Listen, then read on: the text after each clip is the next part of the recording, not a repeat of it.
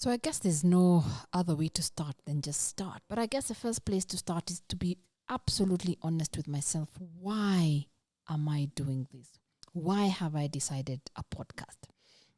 And it's just from so much. So almost 14 years of being involved in Centonomy, 10 years actively running it, and the last over 3 years not being quite in it, but observing it, pitching in, trying to lead, trying to give it direction, watching myself confused. I'm observing in life what people really thirst for is authenticity in the story. And so this podcast was for me to tell the story. And the story, yes, is my experience. The story is, yes, people who have worked with me, my team, my customers, and what has happened to them in this time. But the story is also my observations in this time. It's also an ability for me to reflect, because sometimes I just didn't get the chance to reflect what has happened. A lot of things I have written down privately in my journal. The way I think about even money, the way I think about business it's so different from when I started, because I have the benefit of hindsight and I want to bring it out. Why is this podcast called Making Sense Conversations? Because I think when I started Centonomy, it culminated in a book, my first book called Making Sense. First book because it's not going to be the last. And without knowing it, it became a storybook as well as a book that talks about money in my voice.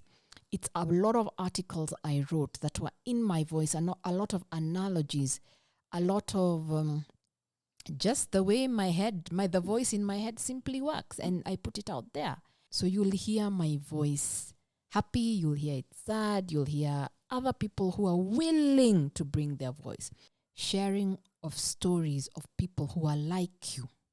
A lot of stories through money, through business, through our relationships with money. A lot of stories to teach you, to inspire you, but most of all, a lot of stories to make you feel connected. The message with this podcast is for you to remember you are not alone. There's too much going out into the world and thinking you are alone. You're in debt alone. You're struggling with business alone. Your employees are leaving you alone.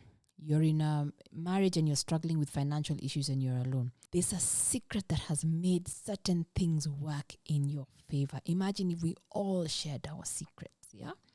I'll start with mine. What's my secret? The ability to take a step back, be alone, and to think. Just to think. Not read, study, take a degree, etc., etc., etc. Join us, subscribe, follow us. You'll be getting this podcast once a week.